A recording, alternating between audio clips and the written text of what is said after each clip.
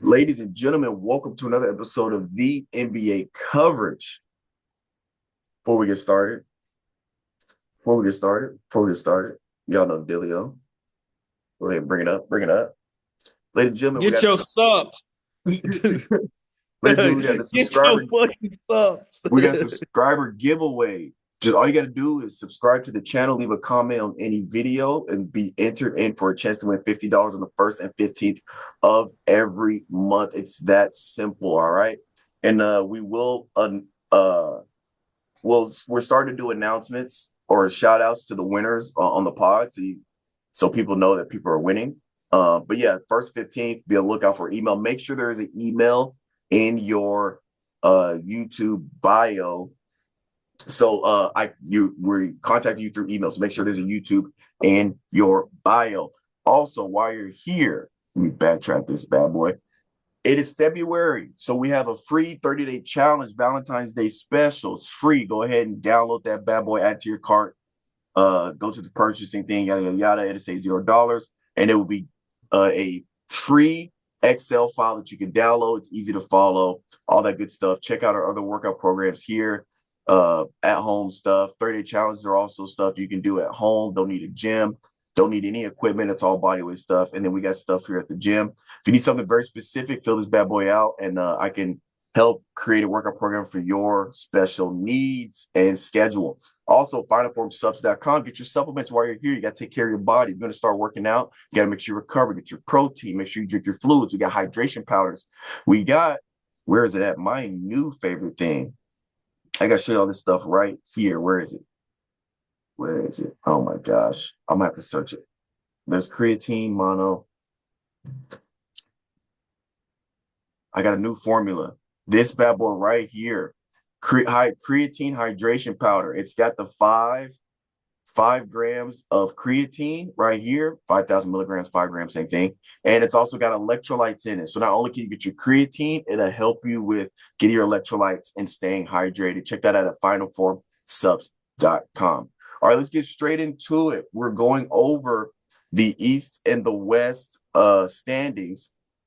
So starting off with the East, we got Pistons at 1, Knicks at 2, Celtics at 3, Cavs at 4, 76ers at 5, Raptors at 6, Heat at 7, Magic at 8, Hawks at 9, Bulls at 10, Hornets at 11, Bucks at 12, Nets at 13, Wizards at 14, Pacers are at 15. Where's my laser pointer? There we go. In the West, Thunder still sitting at 1, Spurs at 2, Nuggets at 3, Rockets at 4, Timberwolves at 5, Lakers at 6, Suns at 7, Warriors at 8, Clippers at 9, Trailblazers at 10, Grizzlies at 11, Mavs at 12, Jazz at 13, Pelicans at 14, Kings are at 15. Statistical leaders. Oh, I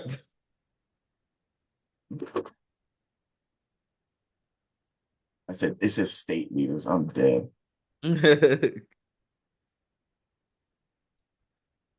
Uh,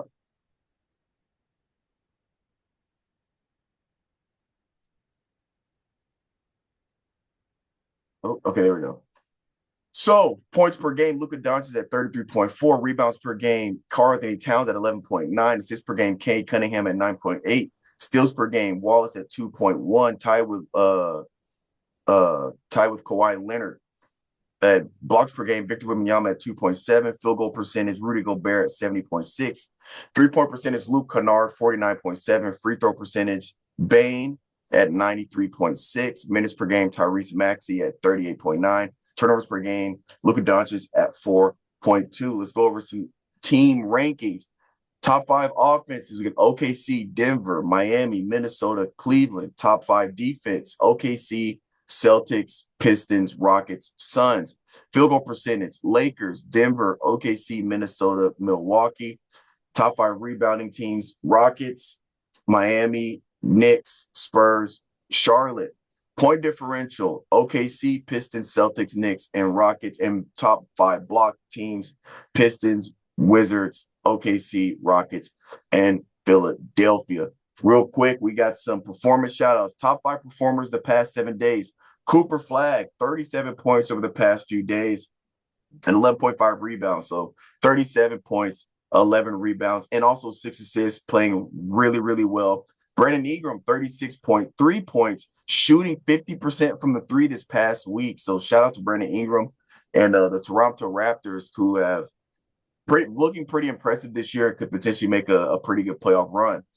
Lauri Markkanen for Utah, their center, 36 points, 9.5 rebounds, and he's actually stepped up for Utah there, and he's pretty much their guy when it comes to Utah Jazz.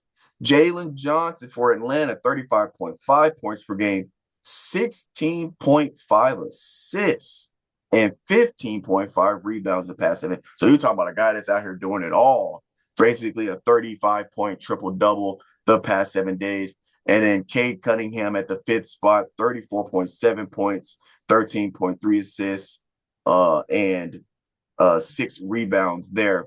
Not shooting the 3 ball too well, but Cade Cunningham can score pretty much any level, and he's only taking 1.7, or he's only, where's the attempts at? Well, he's taking 6 attempts, which is on the lower end of like your scoring guys for the offense there. And some quick MVP odds and trackers. Nikola Jokic sitting at that number 1 spot. I know he was kind of off the boards last episode, but he is back. So he, as of right now, is eligible to win MVP, but he is not on pace to play 65 games, so that he's italicized there. So it's probably going to come down to SGA and Luka and Cade Cunningham there. Depending on Nikolai, he has to pretty much play every game the remainder of the season. And last but not least, before I open it up to Coach Calvin for some highlights of the NBA, we have the full all-star roster. So Scotty Barnes, Devin Booker, Kay Cunningham, Jalen Duran, Anthony Edwards, Chet Holmgren, Jalen Johnson, Tyrese Maxey, Jaylen Brown, Jalen Brunson, Steph Curry, Kevin Durant, LeBron James, Kawhi Leonard, Donovan Mitchell, Norman Powell, and the world team, Giannis Antetokounmpo, Denny? Is it Denny? Denny, Advija. Sorry, I'm just going to call him Diddy. Luka Doncic, SGA, Nikola Jokic, Jamal Murray, Pascal Siakam, Karl Towns, and Victor Wembanyama. All right, Coach Calvin, let's open up the floor. Or did you want to see the standings at all? Nah. Okay. I'm good on standings. And then we'll also talk about trade deadline was today. We talk a little bit about trades as well. That's the only thing I gotta talk about is the trades right now. Okay, let's get into it. The only thing. All right. I wanted to save this topic just for this segment, because I know Ethan had asked us about it. All right, here's my thing.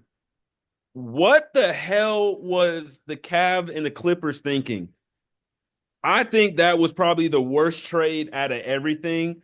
I mean, I understand. I saw reports saying that, like, Darius and Donovan Mitchell didn't like playing with each other. I get that. Some people just don't mesh together.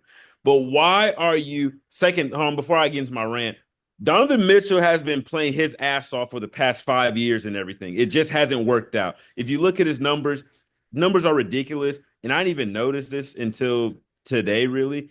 Donovan Mitchell is not that big. He's 6'2". I thought the dude was 6'4" at least. He's not that big. So for him to do what he's been doing over the past 5 years and putting up insane numbers and basically carrying the team when Darius Garland isn't there, he is the number one guy in everything. But why would you go out and go get James Harden, that we know only time he is going to be persistent is when the ball is in his hand? I just don't get it. I really don't get it. I get, they said too that, like, oh, James Harden's going to take like the pass first point guard approach. I don't believe that. James Harden has made his career off of step back threes, baiting people in the fouls, and just putting up ridiculous numbers and everything. Yeah. I don't know how the hell that's going to happen and how that's going to work out. I don't. When you have Donovan Mitchell taking more than 20 shots a game, and James is going to take close to that 20 mark and everything, and let's say James doesn't have the best shot selection, but if it goes in, it goes in. He's going to keep on shooting them. Like, let's be honest. Yeah, that's my rant on that. Yeah, I thought I feel like it was a pretty big surprise to a lot of people because with Kawhi back in the fold, the Clippers have gone on a pretty good run. They started off going like 3 of 19 or 3 of 13 or something like that.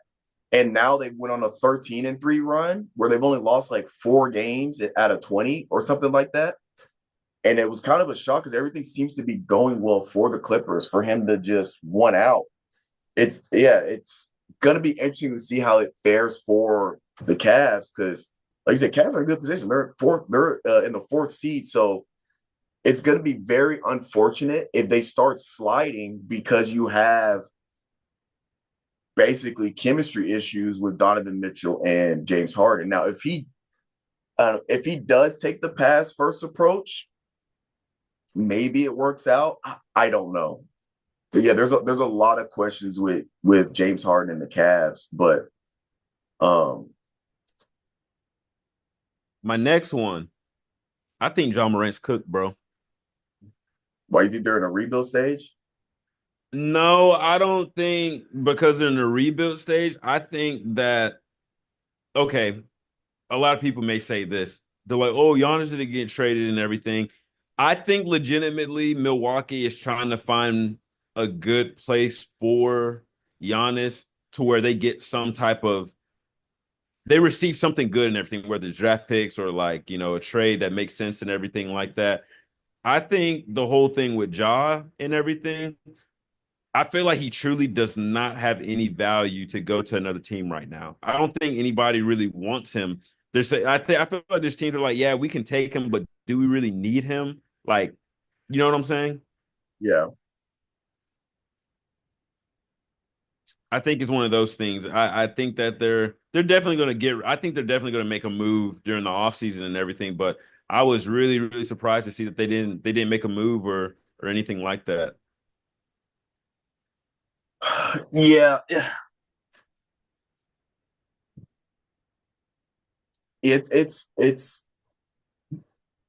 when is his contract up? Be honest. Think he has another year with them after this.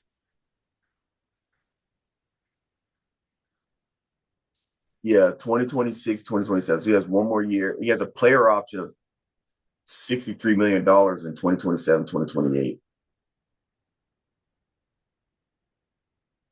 Because didn't the Warriors try to get Giannis before they got Porzingis?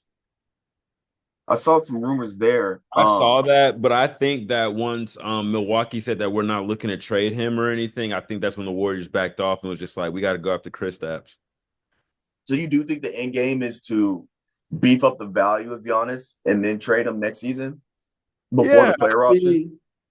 I mean, I think so. I mean, this might be a controversial take. I think Giannis probably going to go down top five power forwards to go down in history, in my opinion. I don't think that's a hot take, but yeah. Um, it's just like I think I like the way Milwaukee is doing it. Is just because I mean, dude, like if Giannis never came there, they would never have that championship. They would never have the success that they had over like the last 6 years and everything, especially from being kind of like a bottom tier team and then at least going to being in the playoff talks and going to the playoffs the last few years. Yeah. I feel like that just shipping him off to any team just wouldn't be right, to be honest, and everything like that. Especially too, like he grew up in the city, like he brought his whole family, he brought his brothers to the team and everything like that. I think they're truly trying to make it. They're trying to send him to a place where he's gonna like and to where they get something out of it. Now, for Milwaukee, if you trade him, are you trading him to get another star? Or do you think if they trade him, it's rebuild mode and you're trying to find who your next guy is? Because with Giannis, whoever gets Giannis is gonna have to give up a lot. I would assume. So do you trade like for example, like you could trade Giannis for like a Karl Anthony Towns.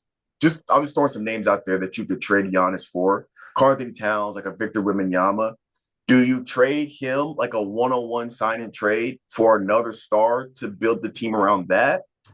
Or since you have a decently young team, they're not that young, but Sims is 27, Miles Turner's 29, Gary Trent Jr. is 27, Kevin Porter Jr. is 25, Bobby Portis is 30, Gary Harris is 31, uh, Rollins is 23, Coffee's 28. So like you got a decently young team. Do you try to refine or find out?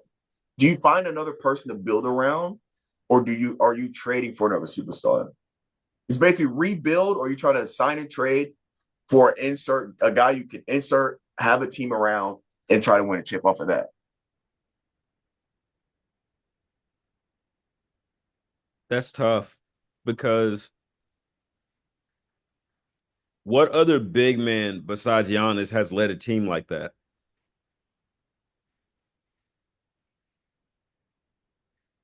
Now, when you say let a team, you mean like led a team in terms of the leadership from a big man, or A leading a team to a leadership, championship? like leadership points, NBA championships, being the focal point or the go-to person, the number one and everything. I don't know what other big man that you can get in comparison to Giannis that will lead that and everything. So my Uh, th- my thing is yeah. I think you when you trade him, you get obviously you get something out of it and everything. Like two, I would say 2 to 3 players that can make an impact. But I feel like you gotta get some draft picks, man. It's like you gotta give up at least like 2 players and then like 3 draft picks. So you're rebuilding at that point. Yeah. Yeah, I was gonna say that's a good question. The closest player I can think to off the top of my head is obviously we're not talking about people that are actually gonna get traded. But when you say who is another big man that has led a team like that, the only other one I know with the championship that I can think of is Nikola Jokic. But they're not giving him up. No, 100%. And you could argue a healthy Anthony Davis, but even then, LeBron was still kind of the leader of that. The only other person I can think of that but doesn't have the championship is Karl Anthony Towns. When he was with Minnesota earlier, Minnesota before Anthony Edwards and them, Karl Anthony Towns was that dog. I He would didn't throw get the I would championship. you I feel like you could throw some bonus in there a little bit. So bonus. Because at one point he didn't really have any help. So Yeah, that's a tough point to make. You almost, like you said, you almost would have, and then Sabonis is, like you said, Jokic is untouchable. I don't know if Cat's untouchable, but if I'm the Cat for Giannis wouldn't be a bad trade for New York. And if Giannis isn't happy there, I feel like that's not the worst case scenario for the Bucks. And then outside of that, Sabonis is touchable, but like you said, you're essentially rebuilding if you get rid of him. to be honest, I'm gonna say this. If they can find a way to do something with the Timberwolves, I wouldn't mind that. I would love to see Giannis in Minnesota. I would love it. Yeah, You're giving up Ju- Julius Randle. You're I was giving gonna up say Julius Julius Randle's Randle. got to be in that. Julius Randle. Maybe Nazar Reed. I'm I not would gonna lie. I would not give up Jaden Daniels. I would not give up Jaden McDaniels. If his name comes up, I'll be like, no, because he is. I feel like Jaden McDaniel is low key kind of like the glue guy. He does everything. He's kind of like a Josh Hart, but Josh not on the Hart, same level as Josh Hart. yeah. I'm not gonna lie. Giannis to the Timberwolves, Julius Randle to the Bucks. If you have the right pieces around Randle, I think that's not too bad of a setup for the right now. Mm-hmm. That's a person you could have people around and still have a chance of being a playoff team without having to completely rebuild. I don't think that's too bad right there. Mm-hmm. Even though I love seeing Julius Randle in the Timberwolves jersey though, but that's just Yeah. me playing favoritism. But yeah, I guess we'll see come off season or next year before the trade deadline. Mm-hmm. Yeah, Bucks got a. I mean, they got some youngins. Just gotta make the right play, man. Yeah, is that all we had? That's all I had, man. And when is the actual All Star weekend? That's next 2 weeks. Hold on. Uh, February 13th through 15th. oh, Valentine's Day weekend. So yeah, 2 weeks ish, week and a half. So yeah, we'll yeah next weekend. Perfect. So I'm excited to see how that turns out for the All Star break. But all right, ladies and gentlemen, y'all heard it here. The NBA coverage. We will catch you guys next week. Deuces.